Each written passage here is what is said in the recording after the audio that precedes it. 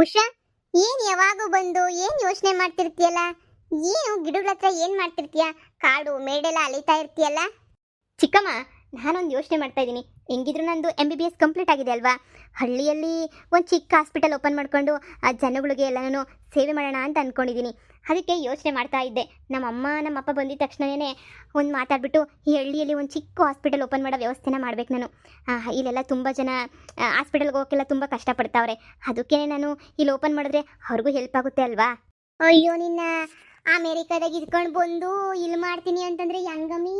ಇಲ್ಲಿ ಹೆಂಗ್ ಮಾಡಕ್ಕಾಯ್ತದೆ? ನೀನು ಭಾಳ ಕಷ್ಟ ಆಯ್ತದ ಕಣಮ್ಮಿ. ನೀನು ಇಲ್ಲೆಲ್ಲ ಮಾಡ್ತೀನಿ ಅಂತ ಹೇಳಿದ್ರೆ ಅಷ್ಟೊಂದು ಸುಲಭ ಆಗಕ್ಕಿಲ್ಲ. ಹಳ್ಳಿ ಜೀವನ ಒಂದು ವಾರ ಚಂದ, 10 ದಿನ ಚಂದ ಅಷ್ಟೇನಿಯ. ಆಮೇಕಿಂದ ಆಗಕ್ಕಿಲ್ಲ. ಅಯ್ಯೋ ಅತ್ತೆ, ಮಾಡ್ಲಿ ಬಿಡಿ ಅತ್ತೆ. ಒಳ್ಳೆ ಕೆಲಸ ಮಾಡ್ತೀವಿ ಅಂತ ಹೇಳಿದ್ರೆ ಯಾರಾದ್ರೂ ಕಾಲೆಳಿತಾರ? ಇನ್ನು ಸಪೋರ್ಟ್ ಮಾಡ್ಬೇಕು ತಾನೇ. ಓ ಅಳಿಮಯ್ಯ, ಏನ್ ಸಪೋರ್ಟ್ ಮಾಡ್ತೀಯ ನೀನು? ಪಾಪ ಹುಡುಗಿ ಅಮೆರಿಕದಾಗ ಓದ್ಕೊಂಡು ಬಂದೈತೆ.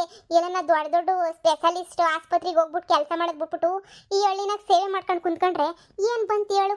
ಅಷ್ಟೇ ಅಲ್ಲ, ಅವಳೇನಾರ ಮದುವೆ ಮಾಡ್ಕೊಂಡ್ರೆ ಗಂಡನ ಮನೆಗೆ ಮತ್ತೆ ಹೊಂಟೋಗ್ಬಿಡ್ಬೇಕಲ್ಲ. ಆಮೇಲಿಂದ ಇಲ್ಲಿ ಆಸ್ಪತ್ರೆ ಎಲ್ಲ ಓಪನ್ ಮಾಡಿದ್ರೆ ಎಲ್ಲ ವೇಸ್ಟ್ ಆಗಕ್ಕಿಲ್ವಾ?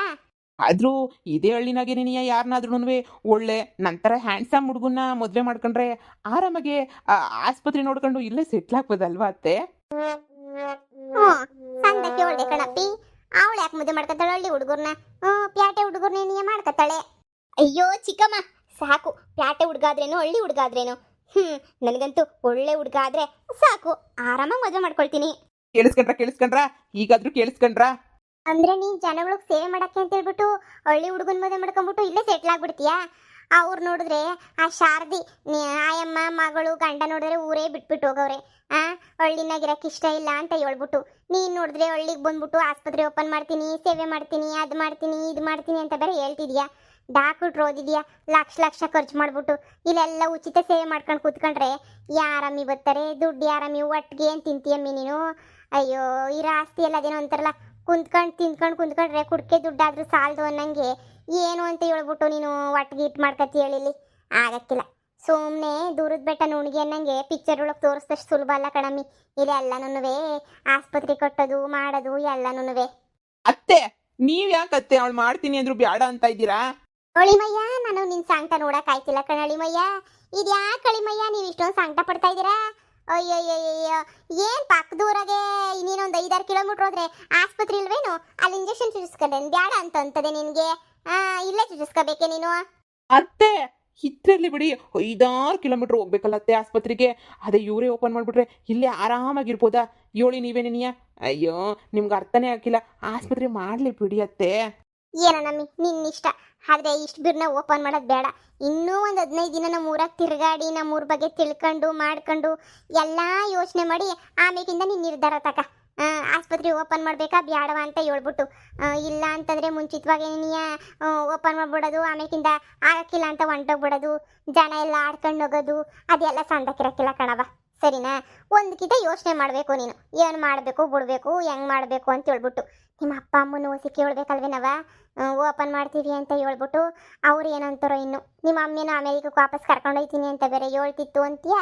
ನೀನು ಇಲ್ಲಿ ಓಪನ್ ಮಾಡೋದು ಆಸ್ಪತ್ರೆಯ, ಆಮೇಕಿಂದ ನಿಮ್ಮ ಅಮ್ಮ ಇಲ್ಲ ಬ್ಯಾಡ ನೋಡಿ ಹೋಗೋಣ ಅಮೇರಿಕಕ್ಕೆ ಅಂತ ಹೇಳೋದು, ಅದೆಲ್ಲ ಏನು ಸಂದಕ್ಕಿರಕ್ಕಿಲ್ಲ ಅಂತ ಅನ್ನಿಸ್ತದೆ. ಅಯ್ಯೋ ಚಿಕ್ಕಮ್ಮ, ನಾನು ನೋಡ್ಕೊತೀನಿ ಎಲ್ಲನೂ.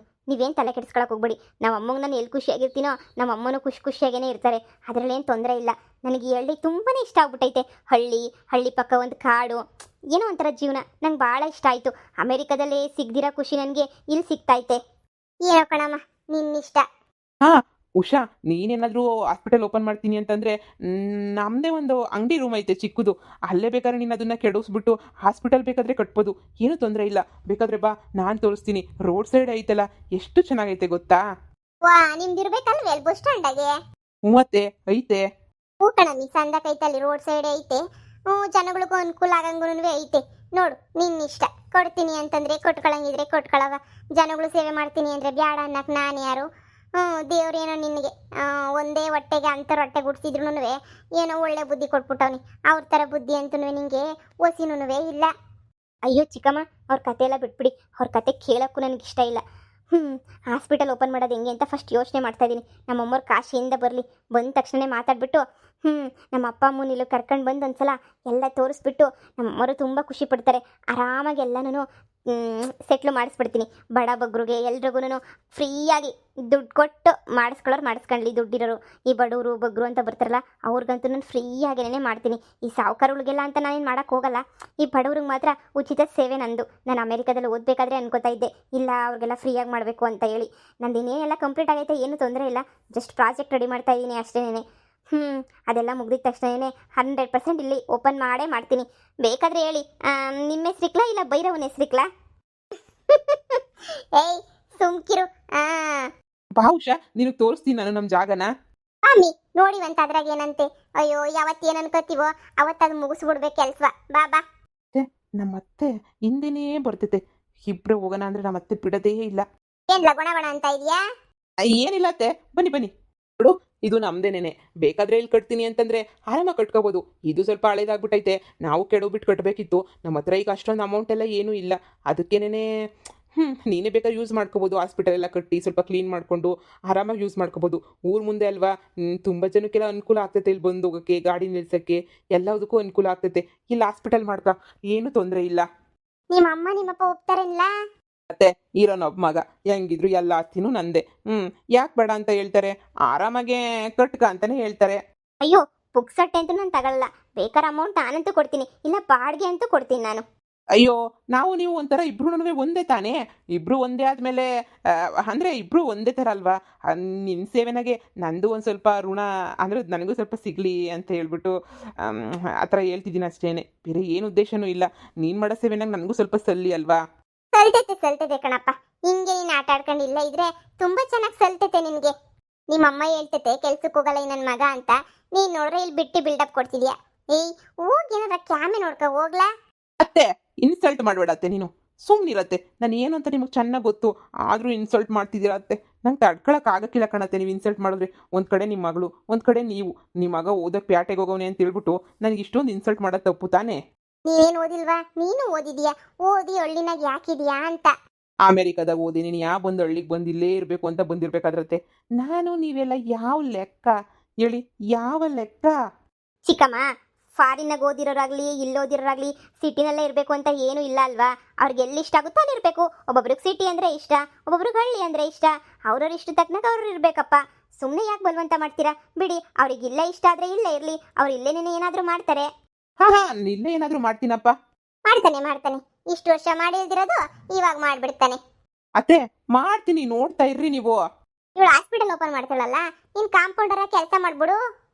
ಅತ್ತೆ ನಿಮ್ಮ ತಲೆನೋ ತಲೆ. ಉಷಾ ಅವರೇ, ನೀವೇನು ತಲೆನೇ ಕೆಡಿಸ್ಕೊಬೇಡಿ. ನಾನೇನೇ ಕಾಂಪೌಂಡರಾಗಿ ವರ್ಕ್ ಮಾಡ್ತೀನಿ. A to Z work, hospital work ಎಲ್ಲ ನಂದೇ. ಇಂಜೆಕ್ಷನ್ ಒಂದು ಕೊಡಿ ನೀವು ಸಾಕು, ಉಳ್ದಿರೋದೆಲ್ಲ ನಾನು ನೋಡ್ಕೊತೀನಿ. ಇನ್ನೇನಮ್ಮ, ಹಾಸ್ಪಿಟಲ್ ಜಾಗನೂ ಸಿಕ್ತು ಅನ್ಕೊಂಡಿದ ತಕ್ಷಣ ಹಾಸ್ಪಿಟಲ್ ಕಟ್ಟಕ್ಕೆ ಜಾಗ ಸಿಕ್ತು, ಕೆಲಸದನೂ ಸಿಕ್ಬಿಟ್ಟ. ಇನ್ನೇನಮ್ಮ ಬೇಕು ನಿನ್ಗೆ? ಹ್ಞೂ ಚಿಕ್ಕಮ್ಮ, ಎಲ್ಲ ಒಳ್ಳೇದಾದ್ರೆ ಪಟ ಅಂತ ಎಲ್ಲ ಆಗ್ಬಿಡುತ್ತೆ. ಅದೇ ನಮ್ಮಮ್ಮವ್ರು ಒಂದ್ಸಲ ಬರಲಿ, ಆಮೇಲೆ ಅವ್ರು ಬಂದ್ಮೇಲೆ ಒಂದ್ಸಲ ಮಾತಾಡ್ತೀನಿ ಅವ್ರ ಹತ್ರ. ಯೋಚನೆ ಮಾಡಿವಂತೆ. ಇನ್ನೇನು ಎಲ್ಲ ಜಾಗ ಈಗ ಎಲ್ಲ ಸಿಕ್ತಲ್ಲ, ಇನ್ನೇನು ತೊಂದರೆ. ನಿಮ್ಮ ಅಮ್ಮವ್ರು ಬಂದ್ಮೇಲೆ ಕರ್ಕೊಂಡು ಬಂದು ನಾನು ಮಾತಾಡಿವಂತೆ. ಈಗ ಸದ್ಯಕ್ಕೆ ಊಟ ಮಾಡ್ಬಾ. ಊಟ ಮಾಡ್ದಿರಂಗೆ ಯೋಚನೆ ಮಾಡೋ ಅಂಥದ್ದು ಏನಾಗೈತೆ? ನಮ್ಮ ಊರವ್ರಿಗೆ ಎಲ್ಲನೂ ಯೋಚನೆ ಮಾಡಿದಂಗೆ ಆರಾಮಾಗಿ ಕೂತಿರ್ತಾರೆ. ನೀನು ನೋಡಿದ್ರೆ ಬರೀ ಯೋಚನೆ ಮಾಡ್ತಾನೇ ಇರ್ತೀಯ. ಅದಕ್ಕೆ ಜಾಸ್ತಿ ಓದಬಾರ್ದು ಅನ್ನೋದು. ಜಾಸ್ತಿ ಓದಿದ್ರೆ ಹಿಂಗೇನಂತೆ, ಬರೀ ಯೋಚನೆ ಮಾಡೋದ್ರಾಗೇನೆ ಕಾಲ ಕಳೆದು ಬಿಡ್ತಾರಂತೆ. ಅಲ್ವಾ? ಸರಿ ಬರ್ರಿ. ಏ ಬಾರ, ನೀನು ತಿನ್ಕೊಂಡು ಹೋಗಿವಂತೆ. ಅತ್ತೆ ಬಂದೆ. ನಮ್ಮ ಅತ್ತೆ ಕಾಯೋದೆಚ್ಚ, ನನ್ ಬರೋದೆಚ್ಚ.